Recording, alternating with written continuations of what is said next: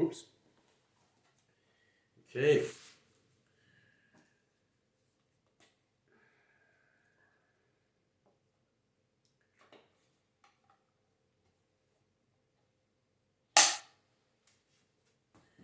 Okay. I don't know what you're doing on Christmas Day 2020, but I'm sure it involves something a little bit more sociable than what I'm doing. Well, you're here, okay? For the miracle of this medium, I get to be able to share something, and you through this incredible tech that we've got. So this science thing and technology, amazing. Okay, however, it's not. It's kind of we've forgotten about something in that method, and that's what we're doing here. We're doing something here with this incredible tech that they produced. Okay, that we have produced, so that you are whatever period you're watching this in 2021 and beyond, you're like, oh, okay, and you've decided to watch this and press play. Your digital control. It's incredible digital technology. And what we're going to explore here in the second part is how we can escape from this way of thinking or make use of it in such a way that we don't want to fall into the traditional method. So we're not interested in post-conscious communication. That sounds good. Okay. So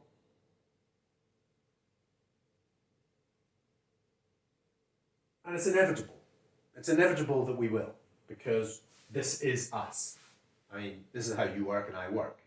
It's just that the weight of it, the focus of it, is not in this manner and the mechanism stuff. So with most videos, like the last one, you thought, oh, okay, I'm pressing play, and at the end of it, oh gosh, it was an hour. Okay, so you looked at that thing and went, an hour. Now, I didn't think that when I started. I was thinking, the usual about 10 minutes, 20 minutes. Went on for an hour, because that's just the way it is. I don't know if this one's going to go on for an hour. I actually don't know. And now you're entering into something. You're entering into a slightly different method by which this is working, where I actually don't know. Now, you do know. You can fast forward, see something at the end of this, and this is what he's going to talk about, and even he doesn't even know. And then you rewind and watch this. Or you watch this the first time, you're watching this the second time, and you go, ha ha ha ha, what a fool. He doesn't even know what he's going to say. I do. So, great. Okay. However, regarding this thing to do with time and the future and the world and our complex global situation, none of us know. Okay? And in hindsight, oh yeah, great. Okay? And that's this medium. This medium here, we think, oh, we can just replay. Yeah? But with actual events that are happening globally, there is no replay. Okay, so Einstein, once the nuclear bombs were like being dropped for the first time, he was like, okay, if I'd known that my physics would contribute towards nuclear bombs being dropped on people, I would have been a cobbler. That's all great in hindsight, okay? But we don't have that privilege, because the next things that we're building have more destructive capacity because of this thing, science and technology. Building things that are AI, micro machines that are millimeters, even smaller, even molecular-sized machines. I mean, out there in nature. You can imagine a thing that for whatever reason breaks up DNA, okay, and for whatever reason uses it to build itself, and for whatever reason is it could just float around like dust. Okay, so basically it escapes from some lab where it's created, and that's it. It just goes around the planet, basically just turning every living thing, every living thing, from single cells amoeba to complex organisms like you and me, in seas, in forests, in the air, everything just turns into mush. What? Could that happen? Yeah. Okay, we are that level of incompetent. Yeah. Okay. So, that's not even, counting the nuclear bombs that are going off, or the slow cooking of our cells as the temperature goes up. The ice melts and water rises, and cities have to move, and political mayhem as people move from coastal cities, and it's just like, what? Okay, fiasco. Okay, why? Because we're just a little bit Okay, because of this scientific method is a little bit too bonkers, and it's been so successful. We've got 7 billion of us, 8 billion of us. All right, and we need to get a handle on it. And the reason why we need not a reason. So that's why we need to get a handle on this a little bit more. We have to have a little bit. We have to have slightly different methods. Okay, so that we can prevent these levels of disorder from happening. So when we're not going to solve it using logos, reasoning, post-conscious communications, the methodology of science, including mathematics, okay, even though we have mathematics complex systems. This post-conscious methods are exclusively and the institutions and organizations and the wording and our projection upon us as human beings is this is what we are, telling ourselves this is what we are. We are economic units. We are consumers. We are rational beings. We are da-da-da. All of this scientific description of what we are is part of the problem. How we organize ourselves in companies and organizations, and it used to be nations, and well, it still is nations, sorry, empires. We've still kind of got an empire going. Is just kind of a result of this way of thinking. Okay? Of what we think God is. Any kind of post-conscious thing has reflected back on us and has caught us up in basically this methodology of operation as human beings. Whereas what we're doing is something slightly different. Okay. What is it? Yeah. Why? Because we're being quite conscious about it. Okay? So in this aspect of us which is projective, and obviously I'm being projective, so are you. Okay? And you're being projective, but you're kind of following my construct. But in the traditional method, I know where this construct is, I know what I'm saying, and it's a scientific kind of methodology, rational, and therefore this, and I'm persuading you because you're another person, and you're an object, and I'm telling you something, and blah, blah, blah. Nah, we're not interested in that anymore. Okay, we're not interested in the idea that information is being sent to you, and you're retrieving information like some kind of machine and assembling it. No. Okay. What we're interested in is appreciating that whatever it is that is going on is coming to us in a pre-packaged state, pre-conscious.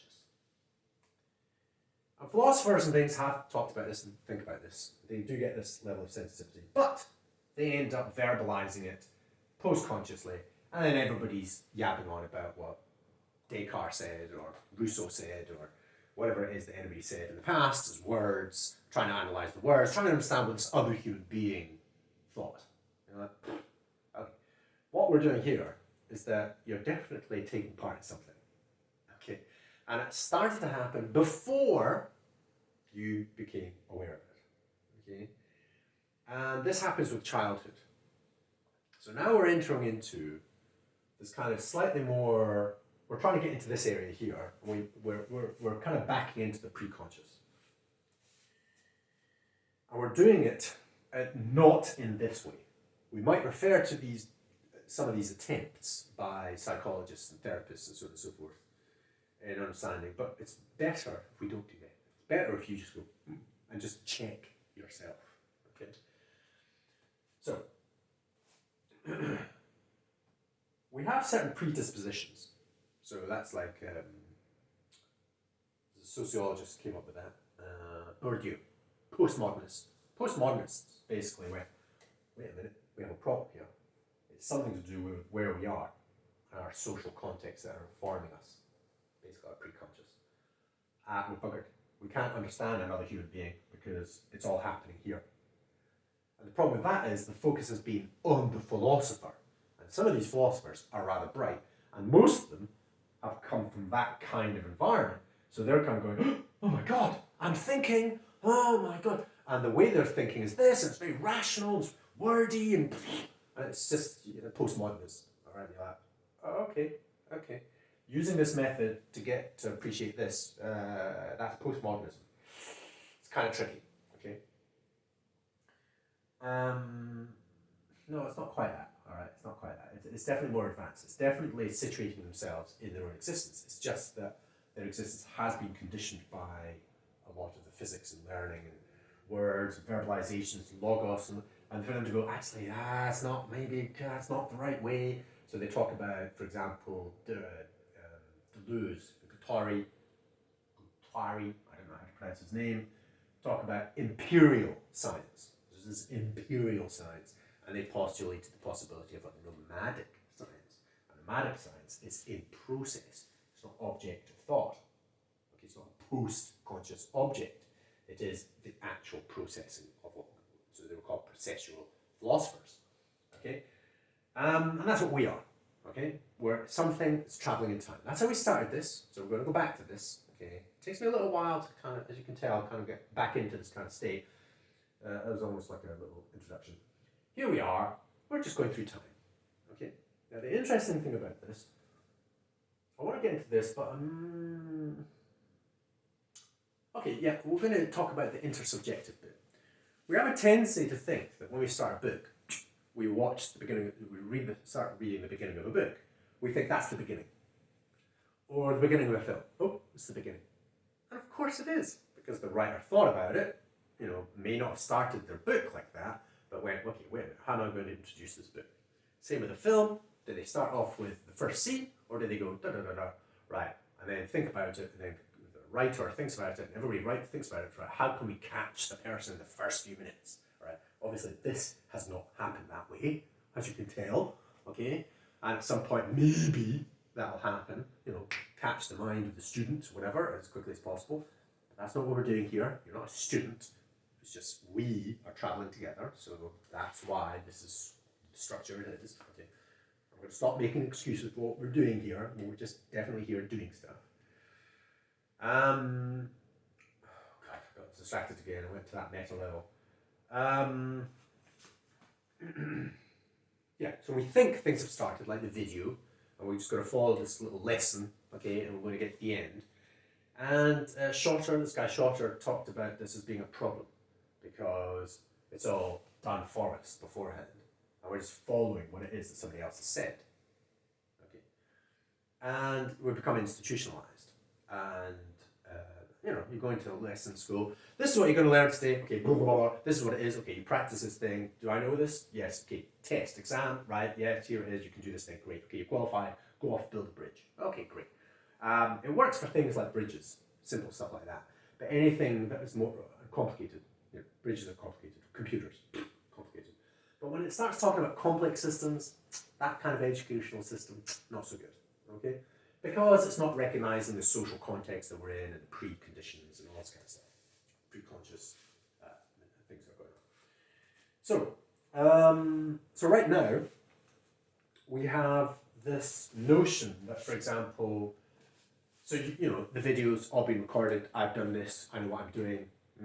Obviously, I don't, as you can tell. This is kind of explorative and experimental, and you're kind of on the journey with me at the same time. And it's kind of how I taught maths, but I kind of actually knew the maths. However, quite often when I did some maths, I'd be like, wait a minute, why does that work? Okay, I would just do I might get distracted again. Right, 3 plus negative 2 is equal to 3 plus negative 2 is equal to, wait, 1? Wait, why? Okay. And of course, some kids are like, yeah, I know that because I've been taught that. I know what that is. It's 1. And you go, oh, right, okay, why? Why does that make sense? How does that make any sense? And of course, they might have difficulty understanding why, because nobody really explains why. You just get on with it and do it. And some people just kind of do it, and then because they could do it, they say, I can do it. That's what they're saying. Not because they understand why, it's just because this is the what. You just do these things and it works. It's not like a how and a what. And I kind of like that. But it's quite nice for a bunch of kids to be going, the ones that are a bit like, never got it, don't really understand it, and want to know why. Okay, yes, they could get the water of it. But why should I even be bothered? We're not talking about a job and anything like that. We're just looking at that, just going, but why? Okay, and it's quite nice when somebody actually comes up with an alternative interpretation of it. Okay, and that's why I would ask these questions. I'd be like, okay, yeah, but why? And I would ask myself, and I actually genuinely do. And the kids be like, he's actually asking. What? It's true. I said, why is that? Okay, and it's quite nice. It's quite nice to get into the mind of these processes while you're doing them. Okay, and from my questioning students' responses, I got involved in, all this stuff about maths and negative number is fascinating. It's like, what the hell? And it was only the last 200, 300 years. All right, for kids, anything over even just last week is just ancient history, let alone several hundred years. However, as you get older and you get to 50 like me, it's like half a century. So that's only 6 of those, all right, 5 of those, we managed to stabilize the arithmetic of negative numbers. And actually, it's the source of the problem to do with money. Okay, it's to do with depersonalizing debt and all the problems that we've got into. Right. Very interesting things about negative number, the good, the bad, the positive, the negative, and lots of things resulting from this very simple kind of concept. However, it's misused. It's misused because it generally, for most people think it's to do with an opposite. Okay, and that's the convention because of number lines. But we're not interested in that. We're interested in it's just not 2. Okay, so imaginary numbers, which is the simple time that negative numbers became well ordered, well behaved, was when we also came up with imaginary numbers. Right. Anyway, that's all different forms of maths. I talk about that in another video.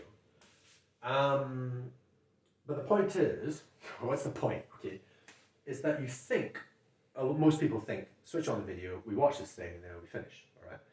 And even at the beginning, first one, you went, okay, right, start. But we appreciated, even in the last one, your friend gave it to you. So something happened before you turned up. Okay, here. And it was another human being. And the same happened when we were babies. Popped out, and something happened before we popped out into this physical reality. We were in an internal reality of our mother's womb, okay? But even before that, okay, before we were even conceived, our parents existed. And, they had their lives, they got on with stuff. My mother and father, they were Portuguese, and, my mother had an incredible life. I mean, she grew up with, her mother died when she was 2, and her father died soon after that. And she was taken care of by nuns, and, she had an incredible life. And she had all this, and my dad, he was 11, 12 when he started working. And his father disappeared on him, and he did have a brother, but we never ever heard about him. And he ended up working all his life, not one day sick in his life. Right, so you got these incredible human beings coming together, and then they had 1 kid, 2 kids, then there was a little gap where something happened, and then there was the 3rd kid, my sister, and then it was me. Okay, and I was born in Scotland, not in Portugal. Now all of that's happening. And everything that they were doing about forming a family and everything else was the kind of order of the day. And they lived in extended families. And the notion of tribe was much dwindled in terms of what most people who are actually living in tribes understand a family to be. But they were in an extended family, but then they kind of isolated themselves in Scotland, and they became a nuclear family, an immigrant nuclear family. And they didn't even actually engage with other immigrants. So it was isolated and sort of exaggerated certain qualities of difference. And that's why I am the way I am. And my siblings also exhibit this kind of difference, either being incredibly Scottish or more Portuguese and, variations thereof. Sources of identity, I guess. And this formed us. Okay, so the social structure around my parents informed them and created whatever the social system was. They made their own little bubble, and then we popped up in that, and we grew up and I hope you're associating this to your own lives, yeah? And we pop up and we go, oh, okay. And all this happens before we turn up. And then we're like babies going, what? Okay. And some of us are like, I don't like this. And other ones are like, oh yeah, wow, this is cool. Some of them like physical reality. Okay, some of us are like, when we're making a distinction between real and dream, I don't think at a certain point of consciousness that's kind of clear. And then at some point or other, the rules of physical, the laws of physics are kind of like, are detected. Okay. And the way you can detect that with small children, and you may have spotted this because you may have had small children or siblings, and an early part of this is, I'll give you the scientific way. The scientific way, I think, is to do with the conservation. I think it's the law of conservation. So basically, here's a pen. It's going off the screen, and when it goes, oh, that's good. Okay, it's gone. Where's the green pen? It's gone. Ah, there it is. And we know this. Oh, it's blue. Blue pen.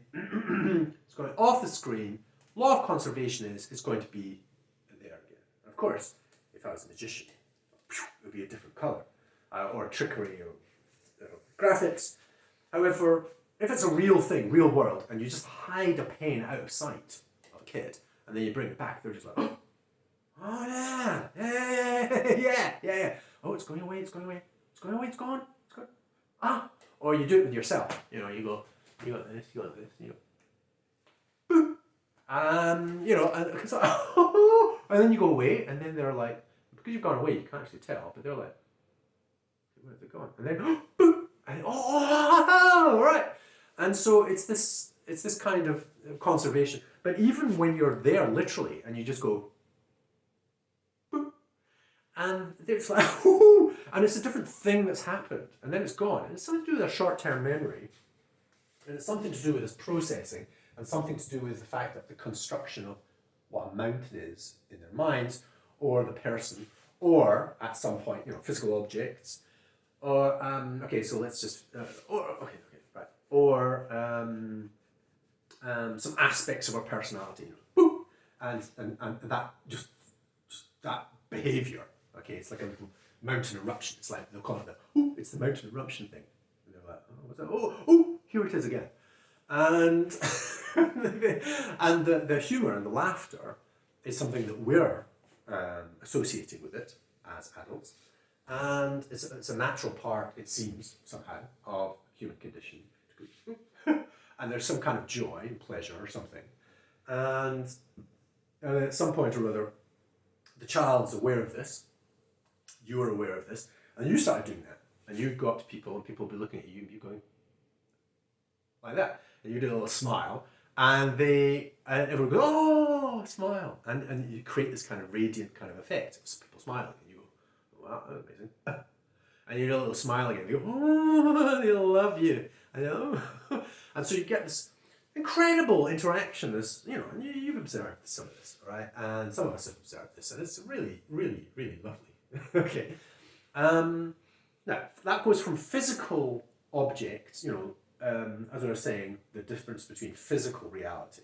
Whereas in a dream, this thing goes off the screen and it comes back as an elephant. You're like, what? And then the hand's gone and we're into riding elephants or something.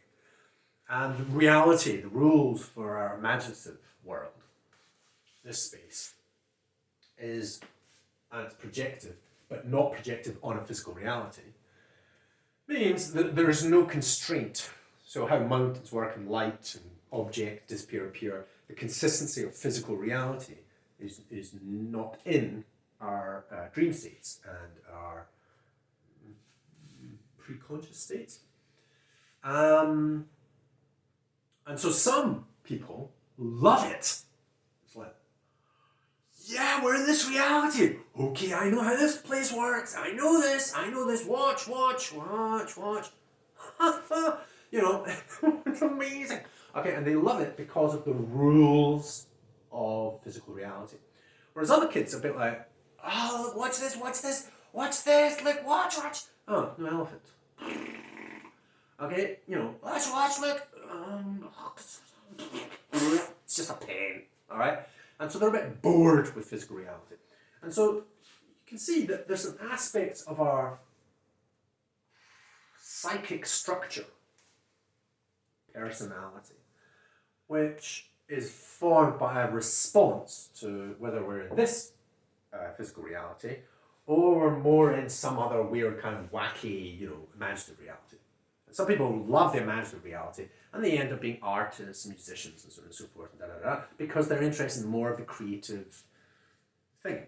Okay, whereas the people that like this kind of thing end up, being very, very happy because physical reality behaves in the way that they understand it to work. Now that's an obvious distinction. Now, we can actually put personality, we can put words on it, we can, and then we can have, like Myers-Briggs with the E, F, I, G, K, whatever, and then the 4 different things, 4x4, and then we have to, right, whatever. I don't care, okay? I don't care. I don't care about these category systems.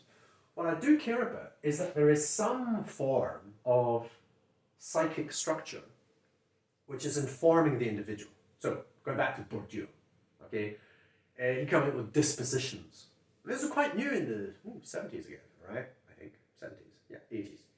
And he came up with dispositions. And in academia, to suggest that we have predispositions, okay, dispositions, feelings, was a major thing. Because before that, we were rational beings. And it's all about rational, logos. And it's like, well, no. They're feelings. Now, these feelings are kind of more in the pre-conscious state, these predispositions. And they're also value judgments. So all the stuff about racial differences, distinction, quality. So that's why he went into things like luxury and elites and so on and so forth, what you think is valuable. So he was definitely going into more of a conscious and pre-conscious state. However, a lot of words. And people dispositions. Oh, read this book. And it's about dispositions, and now we have a whole bunch of words to do with dispositions about how social things work. And then you've got a whole bunch of sociologists that are looking at this using that language. Wait. Okay. But the postmodern method is to wait. You have to become sensitive to your own. Oh yeah, that's true. And although I have done that all my life, because I've been here and pre-conscious and engaging kids in a certain really different way, when I enter back into any kind of academia, they're telling me, oh, you can't do this, you can't do that, you can't use your personal experience, you can't blah, blah, blah. And I'm like, wait, I have. Oh, but look, it might be biased. I know that. I'm a postmodernist. I know about the bias. I've been aware of it, and you can't escape from it. So you just have to kind of just play it well, be sensitive. Oh, but you can't, blah. And they just basically just hammer on and on and on about what you need to do, rather than actually check whether you're actually sensitive. And if you're sensitive, to one's condition, you don't have to reproduce their theories to be sensitive, I don't think. Okay? A child doesn't need to know, the gyroscopic effect of wheels to get on a bicycle and cycle. And we do not need to know a lot of the objective, verbal, rational, logic description of dispositions for us to know, well, we have dispositions. Yeah, that's true. Okay. Now, it is useful to study this in order to go, but look, this was happening globally, this was happening to large numbers of us when we're watching television and and their biases, we have to be very careful. And that's kind of okay if you're in this area trying to navigate this and work this out, becoming an intellectual and everything else. No, we're not interested in that. What we're interested in is somehow or other communicating and being aware of our condition in time and being able to improve our abilities of being able to work together. Okay, collaborate. But again, can you teach collaboration? I say no. You don't want to teach collaboration. What you want to do is you get certain situations occurring, certain desires to be able to study something or explore something or try something, and then in that process, you learn collaboration. Okay, but there has to be a mutual goal kind of scenario. So, and that's what we're doing here. Okay, and we are part of it. Okay, so going back to my initial starting point with this, is what's happening before this. And what's happening before this is literally person shared this. Okay, so your friend shared. Okay, and then actually, I normally do. Okay, I'm going to get rid of that because I have a little color coding and I'm going to stick to it because otherwise I get confused. You get confused. Everybody gets confused. So with the other videos, your friend shared this. Now that's in the past. Then you watch the first part.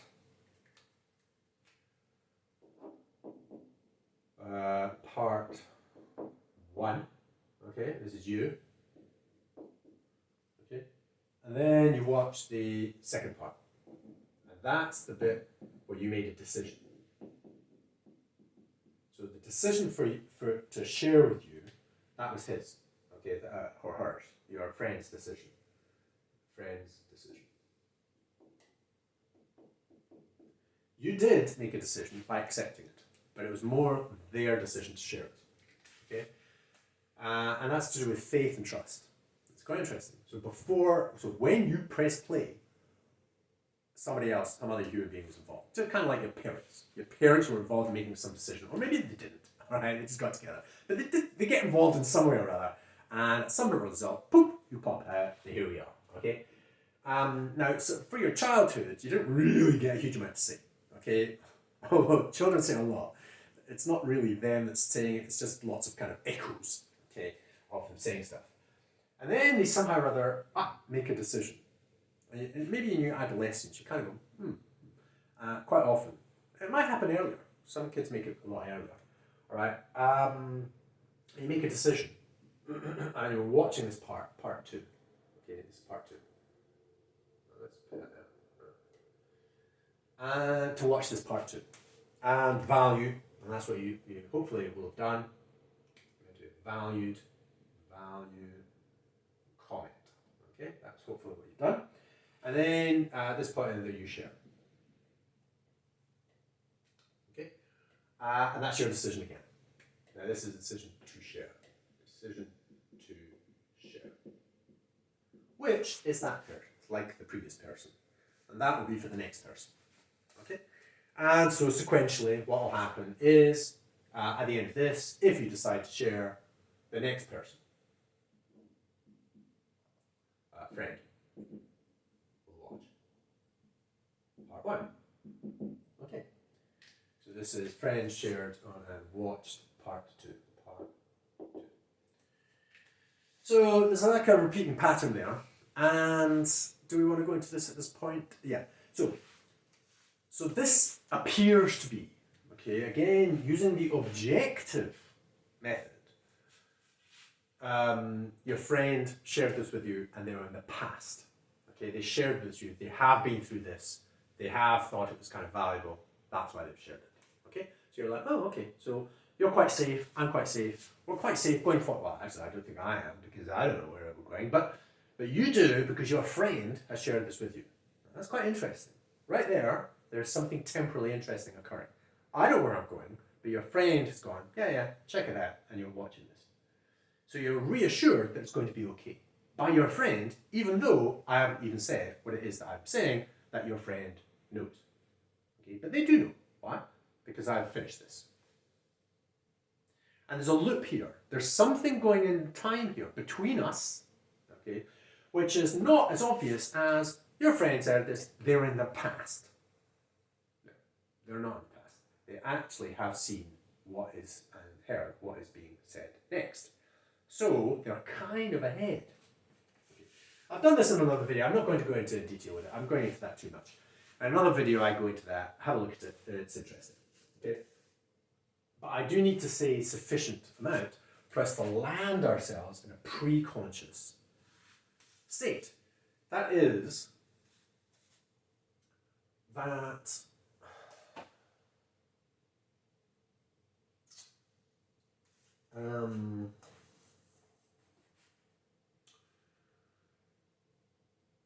it's intersubjective. You're entering into this midway through something else. Okay, So this linear sequence, which we tend to think, there's a mountain out there, bit of data, light bouncing off, hits our eyeballs, we process it, and in some shape or other, and eventually it goes, oh, mountain, okay? So the sensation becomes something. Knowledge, you might want to call this knowledge. You call this data, information, knowledge. Oh, it's a mountain. Well, actually, maybe that's knowledge. I don't know. You've got different ways of describing it. And so we have this idea that the person shared this with you. You're watching this now, and at the end of it, you're going to share it with the next person who's in the future. And that's it. Nice and easy. Here we are. You personally, chronologically, before the next person, after the previous person. Nice and easy, yeah? But that's linear. Okay, and that falls into this idea of information, data, blah, blah, blah, blah. And we're bored with that. We're bored with that. It's right. And it's all post-conscious. Well, yes, at the end of this, you go, I'm going to share this. So there's a post-conscious decision. There's consciousness while you're kind of experiencing this, and at the end of it, you go, oh, okay, and you make a post-conscious decision. But here's the thing. Because of the fact that you're going to make that decision at the end of this part, and we're going to go into this next part, we're going to be free from your post-conscious decision. And the people that watch this subsequently are also going to be free of your post-conscious decision. Yes, they're just like you were responding to a post-conscious decision by your friend. That's why you watched it. They went, decided to share it with you. Okay, so you did. Then you made a decision. And then in this part, it's a post-conscious decision that you made. I'm going to watch this. Not because my friend suggested it, because I chose to. Okay, here we are. Great. Okay. And then at the end of this, you go, right, I'm going to share it with somebody else. And then they start that process. Okay. It's all based on post-conscious decisions. Okay. Sequentially, individual to individual. But here's the thing. As we just mentioned just now, your friend was at this moment now.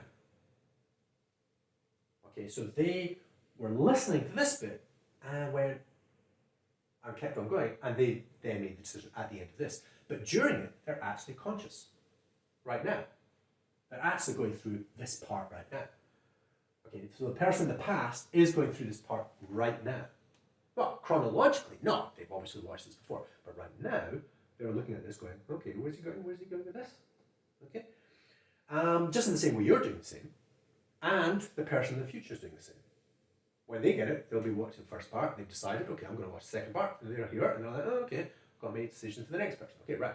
And we're kind of caught within this kind of chronological kind of sequencing. But at the same time, it's all simultaneously right now. Okay, but the system defaults to the linear sequencing and gets us into this logos, logic, reasoning, why we're doing this, purpose. Okay.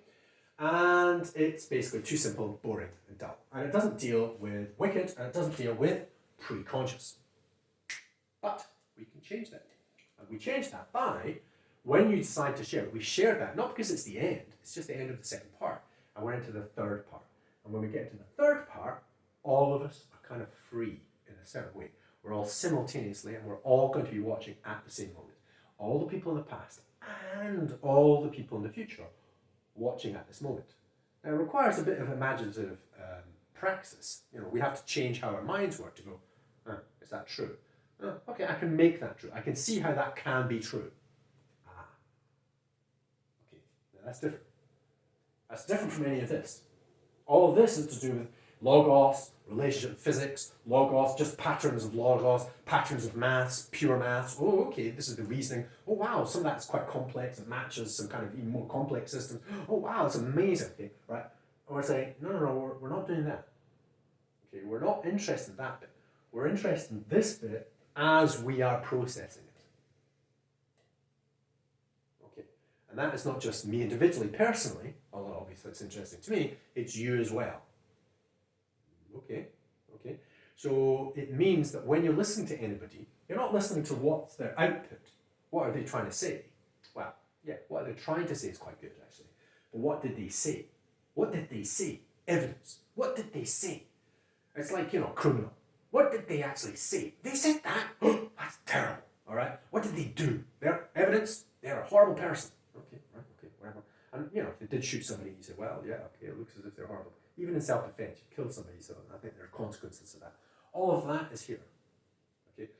But if it's something to do with a kid trying to learn something, and he's burping out half a sentence, you're like, okay, so what's that? And you're attempting not to go, okay, you said this. No, you're incorrect in what you said. You have to say it this way. Now that's what academics do. It's just exhausting. Okay, if you're trying to be an expert in some kind of knowledge field, okay, fine. But if you're actually just a human being, you're like, I don't want to be an expert. I just want to live, and I want to live relatively well with other human beings. And this place is a mess. All right, the global phenomenon. It's just like what? It's just dreadful. So we have to sort that out. Okay, and all these experts aren't helping. Okay, being an expert of knowledge hasn't helped. It just makes everything more complicated. I'm not interested in complicated. I want simple. Okay, and it's actually very simple. And the simple thing is, here we are. And by sharing it in this method with Sqale, Sqale itself, okay, is employing an alternative economic. It's actually putting money. Well, it appears to be there. Okay, when they give it to you, if you checked, and if you haven't checked yet, check. Basically, your balance goes up. It might actually be in an automatic forwarding state, but check that out. That's meant to just improve the chances of virality. But if it goes into your balance, you'll go, oh, wow, okay. And I like this. I like it going into balance, and because it makes sense, okay, to me. Okay, and when you share it forwards, it goes there. Okay, it's the same amount. So if that's 10 quid, then that's 10 quid. Okay? You're just passing on the 10 quid. So in effect, it becomes a standing wave. 10 quid. Okay, it's not actually moving. I mean, it appears to move between us. But as a social thing, if we're all doing this at the same time, which I'll do that next. I'll do that next section, all right? But the point is, there is a method that we're employing here to do with money flow, which is operating in a different way. I'm not going to explain it now, right? But it is operating in a different way. And so this is part of escaping from this, because money is operating like a thing.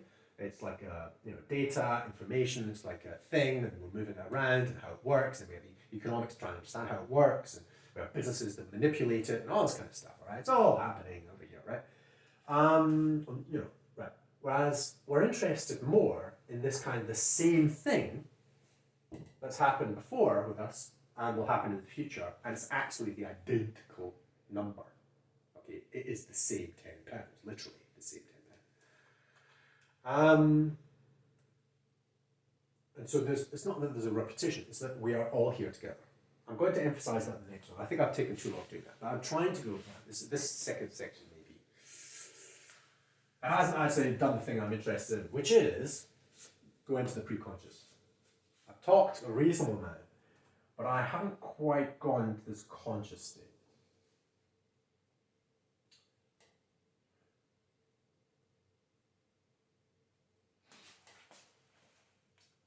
It gets too easy to talk about these philosophies of it, the system that we're in, even with Sqale. The Sqale thing is important because it basically means, I do have to describe this. So instead of thinking that it's the past and then it's you now and then it's the future, it's actually happening simultaneously. Okay. I'm talking right now, okay, consciously, and you are listening. Let's move this a bit longer. Might as well do it since I've drawn it like that. Let's make sure it's happening. Okay, so I'm going to put this there. Okay, this is us now. I am yabbing away, so we're in the middle of this. We're close to the end of part 2 actually. And you're listening. Fantastic. And there was a person who has watched this. They've watched the whole thing. They've got to the end, even though I haven't. Okay, and at some point they were listening at this moment now. You kind of can get that. If you don't, you can check out the other videos. And in fact, so is the person in the future. They're here and right now. So they're not in the future, they're here right now.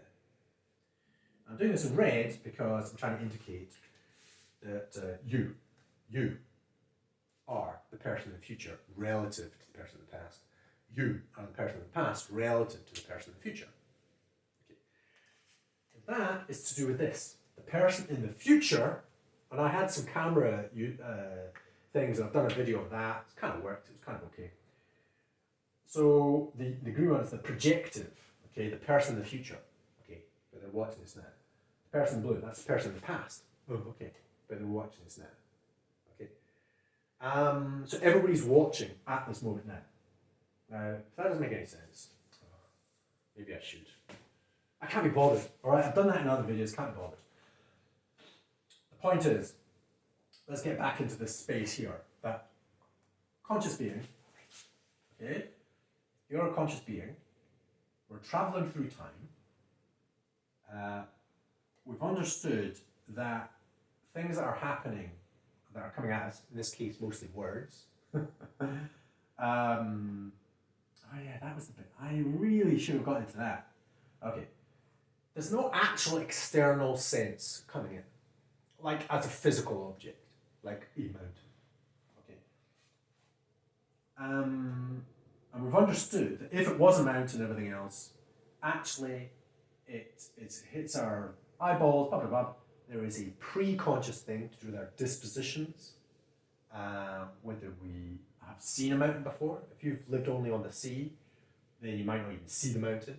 It's like the Middle Americans, it seems, some philosophers or psychologists have suggested that they didn't even see the boats come in from 1492.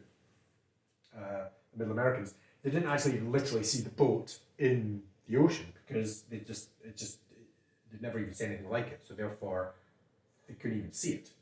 Okay, it's only when somebody went, what? There it is, all right?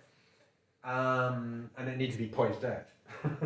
Or maybe people actually landed and it's like, hey, how did you get here? And they point and you go, what? There's a boat there, all right? It's just, they didn't expect a massive boat like that to be floating in. So it's a similar kind of thing. And it's kind of like when we're children, when certain things happen, like the boo.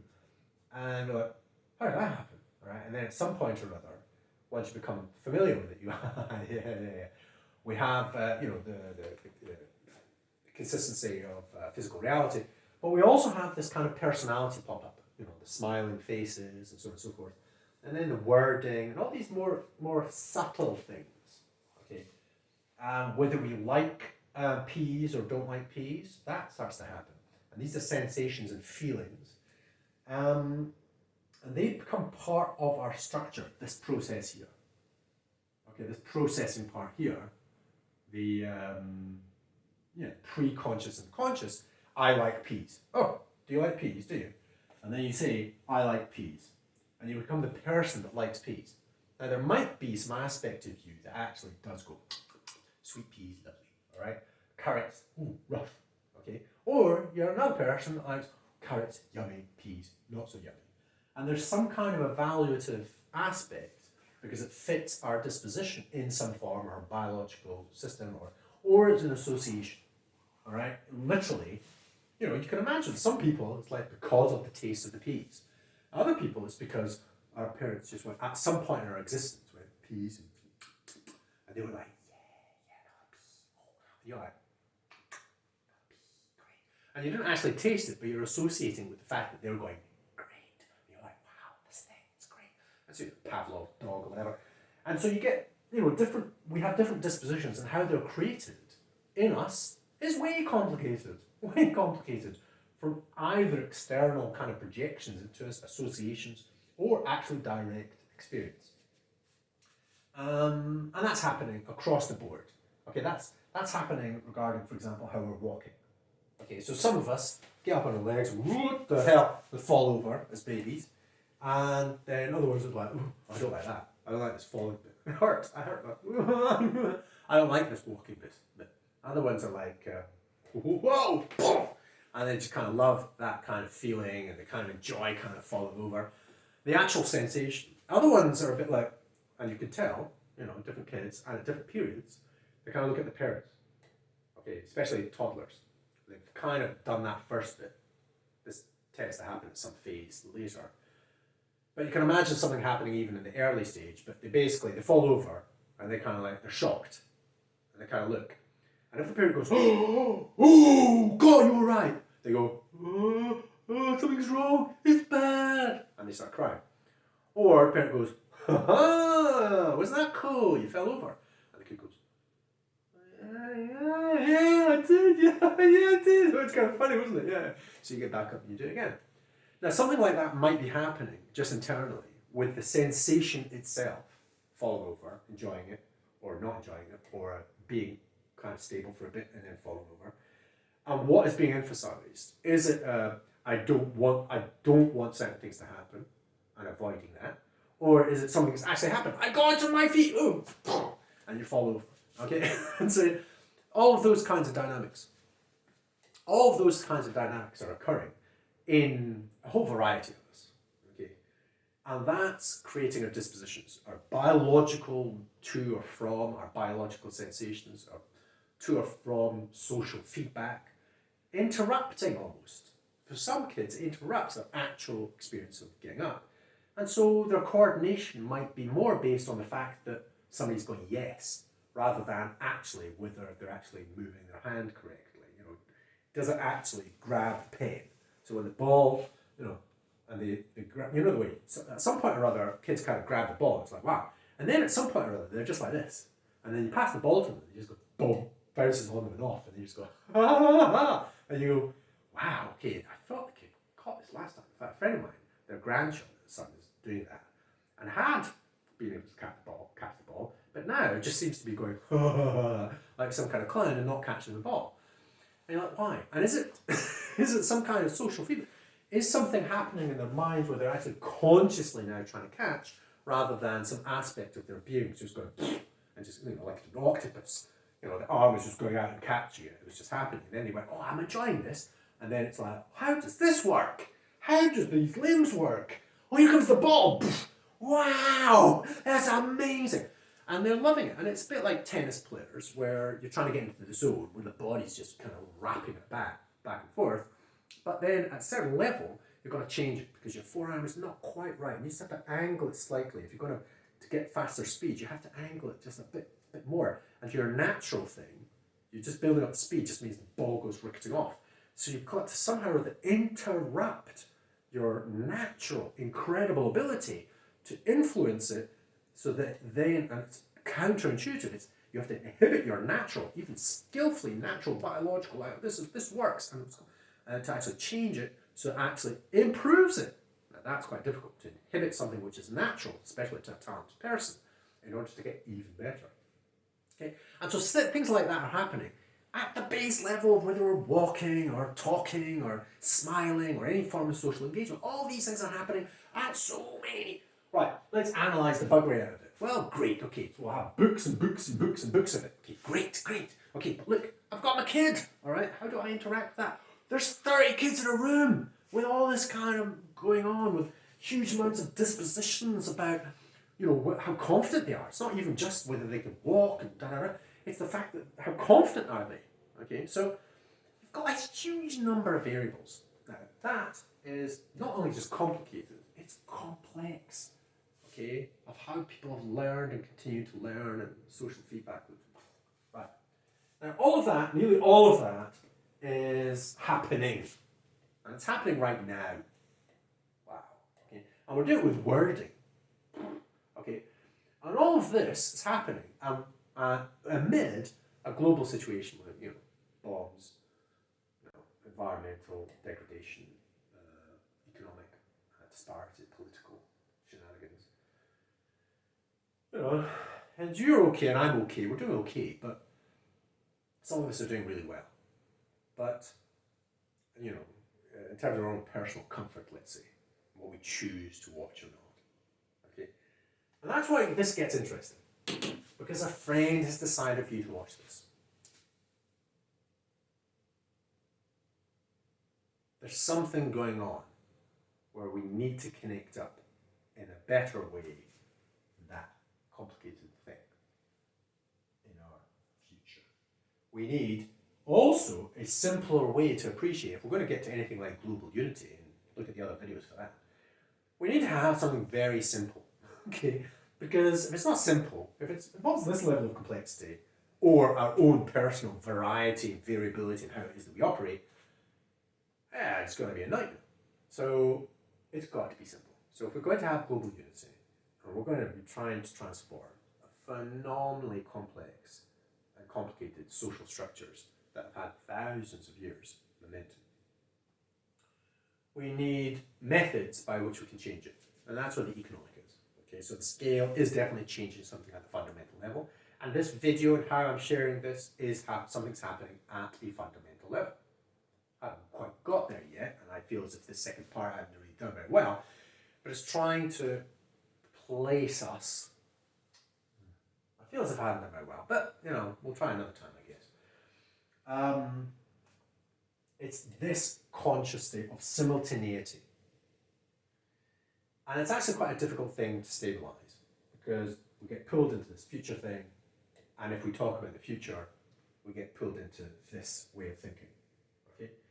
Post-conscious. What we think. We follow leaders who have visions. Really? Is that a sensible thing to do when we actually don't know where we're going? If it's literally dark, okay, and it's our projection, why are we following somebody else? Oh, because they've got a vision. Okay, who are they? And it's somebody, might have a religious, might have a political, might have desires to make money, might have desires to, various predispositions inside them. Okay. And we've got structures, however, because of the fact that people are variable, we've got structures to make sure that the person on top of the structure knows what they're doing, so we're following them. Person in the banks, person in the government, person in any kind of company that's actually, and they're paying us, actually, as well. So we're following these people because we're being paid to do this in this university or this job, or whatever it is, because it's like, oh, for crying out loud. Okay, if we're going to go for something like global unity, nobody, not a clue, all right, how we get there. Okay, so what we need to do is create the conditions and the meta conditions so that we can at least kind of guess more appropriately and sensitively to each other, and test things out and get verification collectively, social cohesion, such that we get more results, and then we go, oh, okay, this seems to be working. Not like that scientific method of an object, data, words. The words work. Oh, look, very attractive words. Oh, that sounds right. I don't care whether it sounds right. I'm not interested in whether it sounds right. It's whether it is right. It's working for us socially. Okay. Now, the way we do this, as far as I can understand, is we have to try these different methods. That's what I'm trying to explore right now.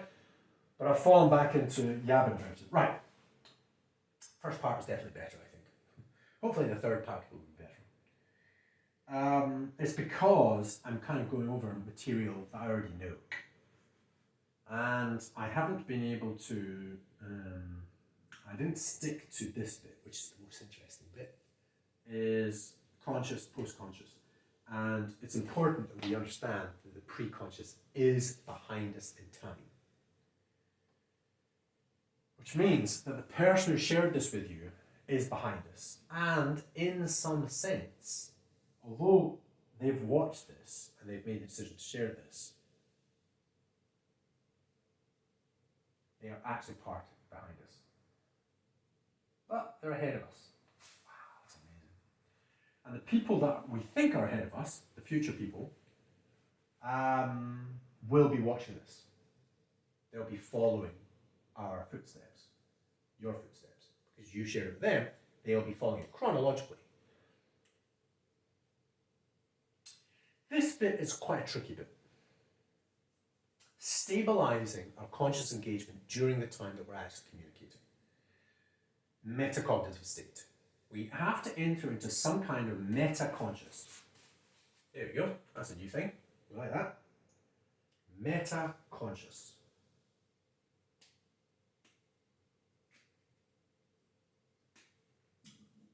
Meta-conscious. Because chances are it is something that is, it becomes object of thought. So we're doing this, projective. Or it's something that's happened in the past, and that means it's something to do with the structure. And what we're suggesting is that this conscious reflexive state, metaconsciousness or meta-reflexive, this reflexive aspect, and what we're trying to indicate is there's great variability in this, in us. And we should not take our own position as being the basis of evaluation for anybody else. And so that if you establish everything relative to yourself, we have a problem, because nobody else knows who you are. Okay, or you have to be somebody for it to make any sense, or you can only affect those people that you're engaging. Okay, whereas we're interested in global unity, and global unity is not going to be relative to an individual. So, how it is that you walk, talk, how you're socially motivated, whether you like avoiding problems, or you like coming up with solutions, or you want to prevent problems from arising in the first place. That's where I like this, all right? And anybody watching this, the chances are you're interested in avoiding problems from occurring, all right? However, if you consider absolutely everybody, we all have a variability as to where we identify ourselves in a very small space, okay, during any moment. And it's something to do with whether we're at the back end of ourselves or the front end of ourselves. And there's something interesting going on here, okay, which I think I'm going to explore. I should have explored it in this one, but we're now up to 1 hour, all right? So we're probably going to explore it in the next one. But it's to do with whether our reflexive condition is kind of more immersed in the structure of our predispositions. Okay, remember, I haven't written all that up. I probably should have written all that up. But if I did, it would appear to be this stuff. And so I want to keep this kind of almost like blank, because we can't reach it. We can't reach it with words. It's where words come from. Okay? And so it's whether some of us, some of us are locating, colour coding could be tricky. Okay, it's whether we locate ourselves here, so we'll cut this front, or here, back. Okay, what do I mean by that?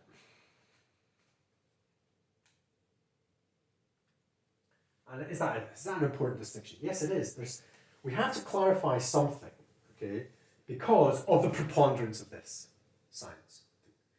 And this science of history, that's another example of using this method to talk about the past. And we use this, this is what they were doing in the past, blah, blah, blah, blah, blah. But the postmodernists went, Derrida and so on, and said, no, we have to deconstruct that, because when we talk about the Romans, it's us now, and we're looking at the Romans through our mechanisms now, how we understand ourselves. The personal dispositions I have growing up in this world, with the economics and everything else, when I look at the Romans, I have to look at them, and anything that I see about them, I go, empire, British Empire, and all these associations that I might already have in my head from my learning and from my experience with people and bullies and this, that, and the next thing, all right? However, so I can't actually ever get to what the Romans were actually doing. And that's the problem, the nihilism that's related to postmodernism. It basically says, nope, you're informed by your conditioning. Fine, okay, we know this. But, so we don't just talk about the past history as just being this thing that happened. We actually start going, there are people in the past that were living just like us. Like this. So the person who shared this with you was living in the past. I'm living relative to you in the past. But as you can tell, I'm living quite like freshly, as it were. And so for somebody to say, he was back then, in my social context, fair enough, the end of 2020. So if you're watching this in 2040, you're going, bloody hell, what is he talking about? Why is he going on about this? And it's like, well, it's quite tough to talk about these kinds of things in 2020. So we can place the person in their social context, but that basically just isolates them. Whereas what we're trying to say is, no, let's bring everybody in the past and everybody in the future together, because we're trying to enter into a slightly different method of engagement where our temporal conditions are not that important in a way, okay? So that we can become fresh to what is actually happening. And that means that the people in the future have precedence, which means you need to share this with somebody else. Oh. So that continuation of new people turning up means that at some point or other, we're all part of this process by which we have created, I don't know, 1 million people. 1 million people watching this. Wow, 1 million people? No, I don't think so. But maybe. Okay, I can't think of 2 people. Okay, but if 1 million people watch this, and you might be the second or third person, it's not going to happen to 1 million people. But if you share it with somebody else, and we go into the next part, we can be free of worrying about whether there's 2 people, 1 million people. Okay, it will not be based on your judgment. Your judgment is based on, okay, so far it's kind of interesting, okay, I want to watch the third part. And if you do, you have to share this in order to be free of judgment. Okay, it's not, your sharing of it will not be based on, subsequent to that part, will be based on your judgment of this. Yes, it's based on this judgment of this part and this previous part. You think, oh, okay, yeah, I know somebody that might be interested in this. Okay, great. That bit's important, and that is your decision. Fine. However, if you want to watch the third part, in order to join everybody else, you've got to join the friend who shared it with you. Okay, they shared with you, and that's how you can enjoy, explore this with me. Okay, so you kind of have to put yourself in the same shoes so that when we get to the third part, you will literally be joining your friend. Okay, because up to this point, if you haven't shared and you haven't shared, it means that they're doing something that you haven't done, which means when you get into the third part, there will be a rank division between us, whereas you kind of have to share so that we are all together. If you don't want to watch the next part, that's fine, perfectly fine. But if you do, share it so that we are literally making this true. We are literally making this true, and not just for the people in the past and joining them, but the people in the future too will be joining us. Okay. Now this construct is quite difficult, and I've spent other time talking about it. And that's the thing around us, right? And I should have spent this amount of time talking about it. I'm more interested in this metacognitive state, and I'm still not quite getting there. I failed. I think this part has failed. However, we're going to try in the next part. And what are we going to try and do in the next part? The temporal condition, the pre-conscious.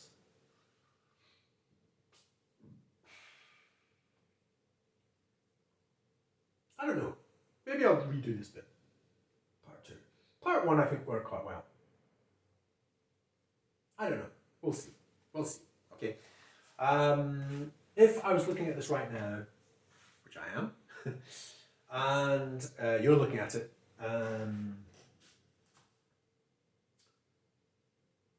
we need to stabilize something here, but it's very tricky.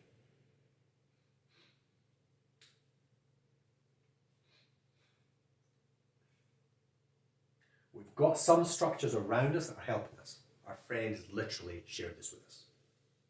If you share this with your friend, you're kind of helping. You're helping manifest the number of people.